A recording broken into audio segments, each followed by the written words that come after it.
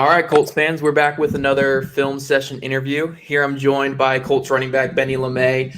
And, I'm sure you guys watching don't know much about him because he was kind of a futures contract type player, undrafted free agent last year out of Charlotte. Shocking. I mean, for someone that maybe a lot of Colts fans and a lot of average NFL fans might not know about, super productive college career. I have the stats right here: 596 yards or 596 attempts for 3,232 yards rushing, 5.4 yards per carry, 22 rushing touchdowns. Also receiving 640 yards receiving and 6 touchdowns as well. I believe you finished as Charlotte's #1 all-time leading rusher too. So Yeah, man. outstanding career, man. Outstanding career. And now you're trying to make it in the NFL. Just how's this journey been so far? 2 years or going into your second year of this NFL journey? I mean, it's been a race track. It's definitely not easy.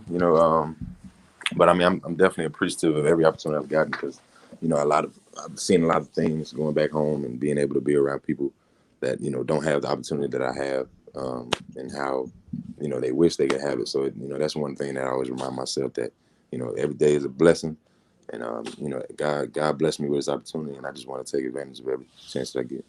Yeah, absolutely. It's a tough journey that people don't realize, I guess, for especially for undrafted free agents, because you go through that whole process after the draft where you have all these teams calling all at once. I mean, they're calling you throughout the whole day 3 of the draft. Yeah. And then you have the tough process trying to make a roster and competing with guys. And how would you kind of describe just all that, since you've kind of taken that step into the NFL, like the competition, the chaoticness of it all, like just how would you describe that? So I'd say, just for me, I just try to learn from the guys above, and take whatever notes I can take from them, figure out what, whatever I need to know to be in that position that they are in. And, what is the saying that a wise man, it's a fool that doesn't take heed from those who go before him. So, my mindset is always, just trying to learn from everybody else, and I'm just like a sponge. I just try to take everything in for real. Yeah, yeah. How tough is it though, like to learn from these guys, but also compete with them? I feel like that's a tough aspect of it. Yeah, it's definitely a balance. But I mean, at this level, we're all professionals. And, there's no bad blood, man. It's all, if you got the, enough to make the team, then you're gonna make it. If you're not, then you'll fall by the wayside. And it's a business at the end of the day. So I think everybody understands that. On a business level, if you put your best foot forward, then good things will come. Yeah. So I'm not going to ask you to talk specifically about any guys in that locker room, but overall, what's your kind of thought on your thoughts on that whole group in general? I mean, it's because it's not even just those top guys everyone talks about, Jordan Wilkins, Nyheim Hines, Marlon Mack, Jonathan Taylor, but also the other guys, Jed Anderson, Deion Jackson. It's a really deep, fun group, very productive guys. What's your overall opinion on that entire group that you're kind of with right now? Shoot, honestly, those are some great guys. I mean, like I said before, this is one of the best RB rooms I done had for real in a long time. I mean, I had a real good one in college. But we kind of got separated, guys transferring, and leaving and stuff like that. So it kind of fell by the wayside. But I appreciate the opportunity, like I said. But I mean, for the most part, there's some real quality guys, genuine dudes. That I don't know. It's not really like, they're not trying to tell you stuff because, they think you about to take this spot or something. It's all love, you know what I mean? So it's that's one thing I definitely appreciate. And I think that's, just kudos to the Colts organization for real because they really encourage, brotherhood and family and taking care of one another and being that accountable for the man beside you. Yeah, that's what I was going to ask next is, the Colts organization, they have that great coaching staff where it is very much like a family. We hear that a lot with football teams. It's a family, but we've kind of seen it with the Colts that it really is kind of like a family with this team. What's kind of your opinion on, obviously Scotty Montgomery, but also like Frank Reich, Chris Ballard, what they're kind of doing with the Colts?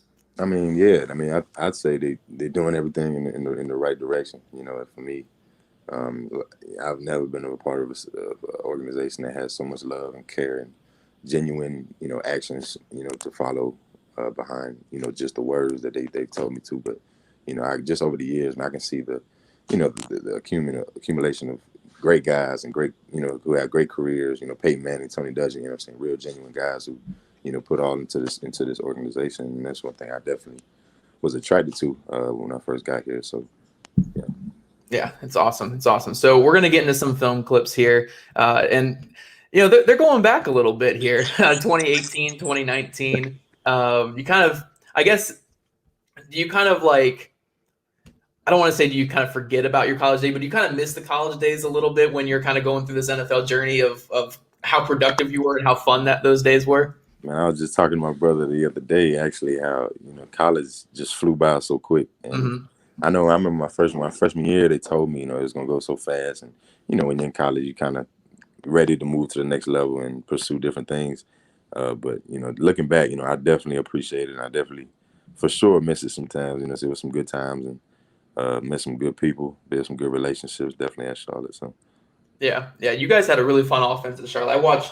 I think I had 3 or 4 of your games, and I picked clips from these two, from Middle Tennessee State and Clemson from 2019, because those were, I think, 2 of your better games. You guys had a really fun offense. You guys like to use those a lot of misdirection and stuff here, and I think this one's a great way to kind of exemplify that.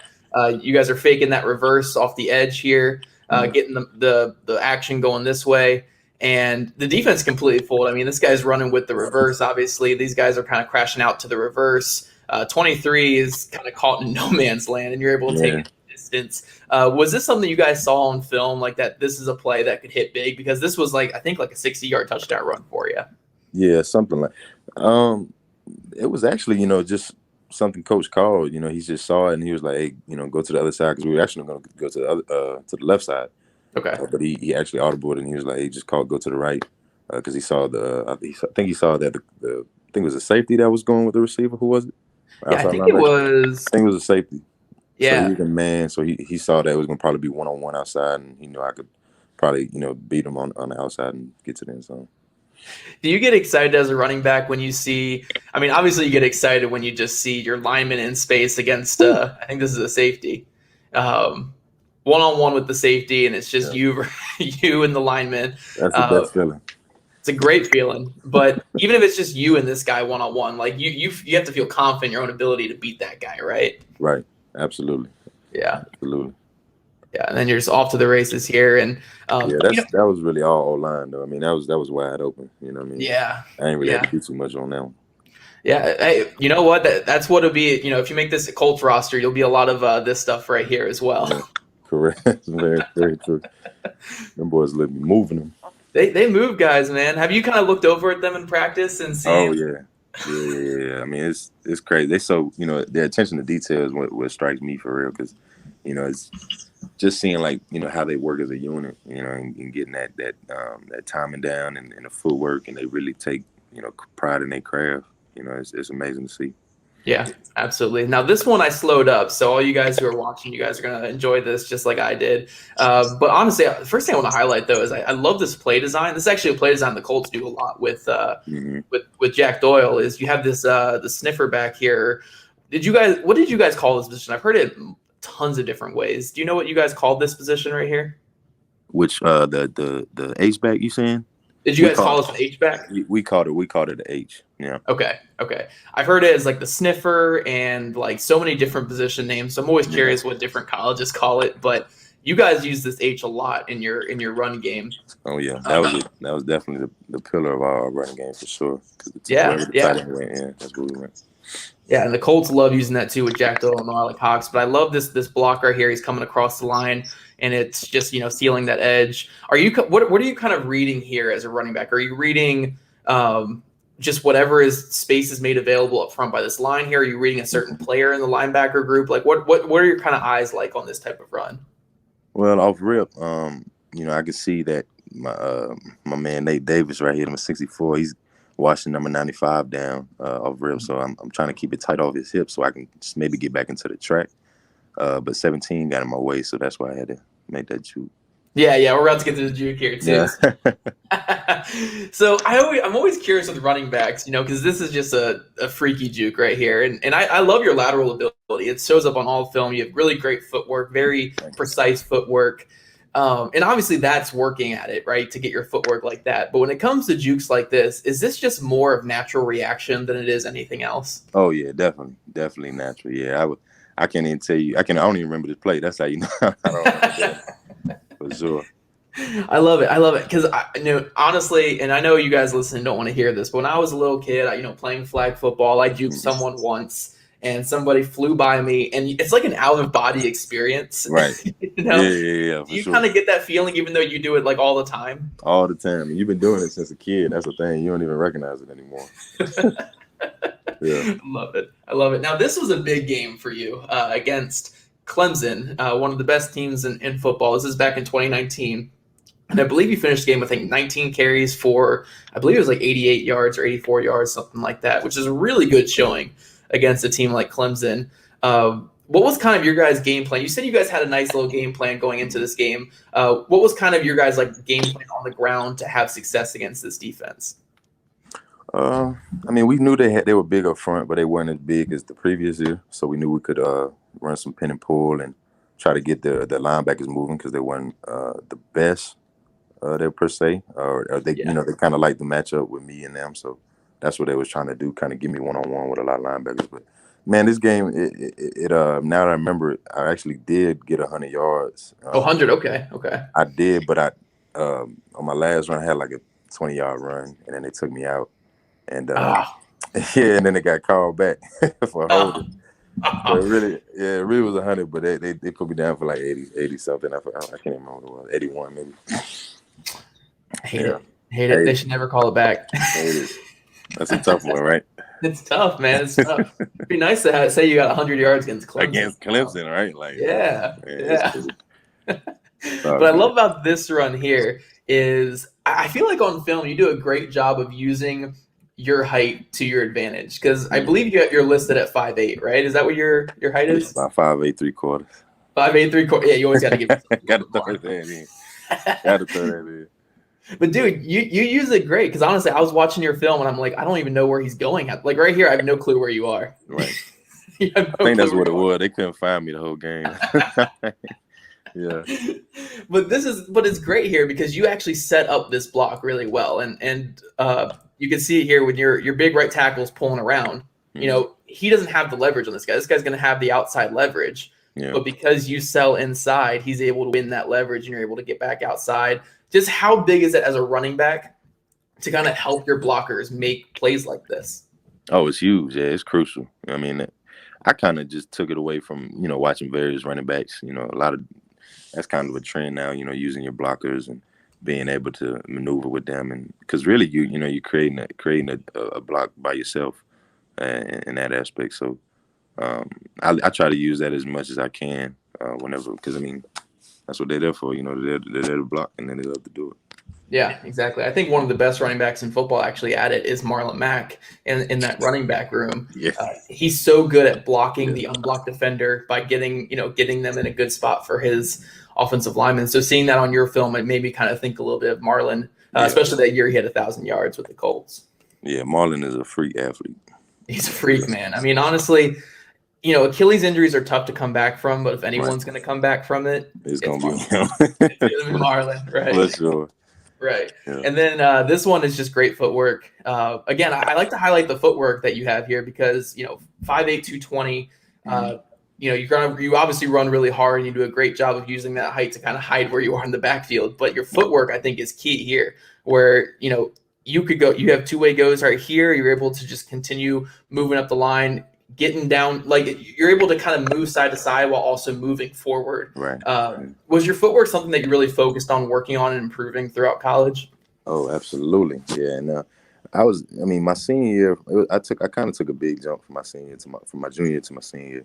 And that was just, credit to my coach, Coach Dawkins, man. He did a great job of just, teaching us how to really play with our line and, play with defenders, move like linebackers in the backfield, control your eyes and stuff like that. So, that's kind of what, made me, take another step up from where I was. Yeah, for sure. And like I said to start this, 3,000 yards rushing in college, it's hard to really continually step up when you're already producing that big. So to take those next, you can always get better, always, for sure. And then this final clip here, apologize for people watching that. It looks a little old. This is the best quality I could get on it. All 22 is hard to find, man. They keep it locked away in some kind of vault somewhere. And I know it. I understand.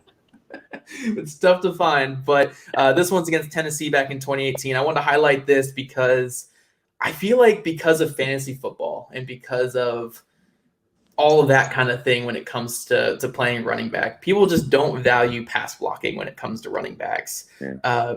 How big was it for you to be a very good pass block? Because I think this was one of your best areas in college when I was watching. You were great at IDing which blitzers, great at stepping up and initiating contact. I mean, this is just a great example here.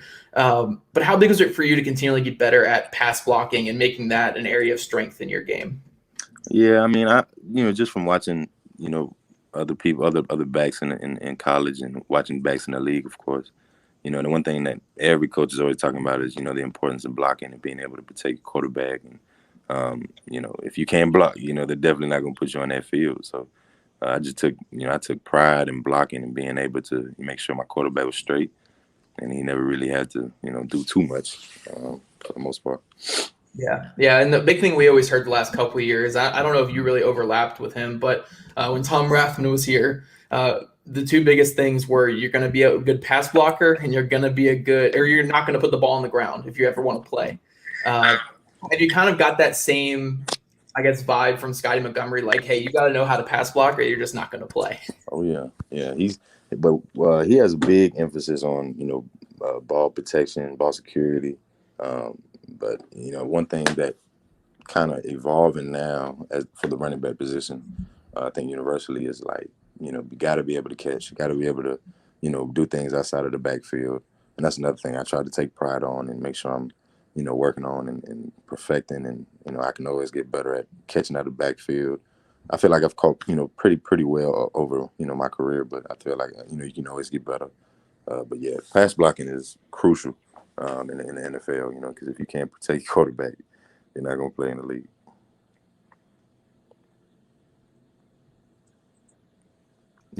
Yeah, for sure. And honestly, I was going to throw some pass catching clips in there too, but the Middle Tennessee State tape I had was like 10 minutes long. So I missed your big catch because you had a huge catch down the sideline, right? You had like a huge catch in that one. What was it? A wheel? It was a wheel, right? It was some type of goal or something. It was either a wheel or it was a broken play. Yeah. I'm not too sure. I'm pretty sure it was a wheel. It looked like a wheel, but I didn't have the tape on it, so I don't know. Yeah, I think I know what you're talking about. Too. I think I know what you're talking about. Yeah. Yeah, that was a good Does it all game, kind of even though we lump lost. together? Yeah, does it all kind of lump together though? Like all your college stuff at this point, now that you're 2 years removed from it? Kind of. I mean, I can kind of pinpoint some moments. But yeah, it was college just went so quick, man. I tell you, it was fun though, for sure. Yeah. Yeah, man. So yeah, it's fun going back through that stuff, looking at some of your clips, and honestly, a reason why you're still getting the shots right now is because of how good you were in college. And I think that's the thing that people don't really recognize is to even be at the point that you're at right now, you're going into your second camp in the NFL and really working on it. You have to be one of the better football players in the world. So just hats off to such a great college career and also what you're kind of doing with the Colts right now. You obviously don't have to go into too much detail here, but how's everything going with camp so far? And just everything around the team right now. How do you feel about picking up the playbook and everything in terms of yourself right now? Right. Well, I'll tell you, I definitely feel better than how I did my rookie year. My rookie year was kind of a lot, to understand and comprehend with the playbook, as well as, we didn't really have like rookie mini camp and getting to know certain people. We kind of just got through in the training camp. So it's definitely a different vibe now because I kind of know more people and I get to, communicate with more people and build more relationships. So I think, all in all, man, I think it's going good. I think the team morale is good. We had a great turnout for the OTAs. Guys really want to work, come in and really work. It's not much complaining going on about, what we're doing, which is what I'm used to being around. And I'm very appreciative of where I'm at. I feel like this is a great organization, and I feel like if whatever I got to do to make this team, I'm gonna do it. And I'm gonna awesome, man. Awesome. Last question I have for you here is: how excited are you to get on the field for preseason and finally get some run. Yeah, ecstatic. Yeah, I've been waiting to put on pads for so long. For so long. Yeah. I haven't got to play a game since college, since I left college. So it's gonna be fun. Awesome, man. Well, awesome. Well, hey, good luck throughout all this process here. You know, you know what's ahead of you. You know all the work that you have to put in here, and you know I'm confident in what you can do here, and I'm sure the Colts are as well. So just good luck throughout this whole process here, man. Thank you, Zach, man. I really appreciate this opportunity, man. For real, it was good.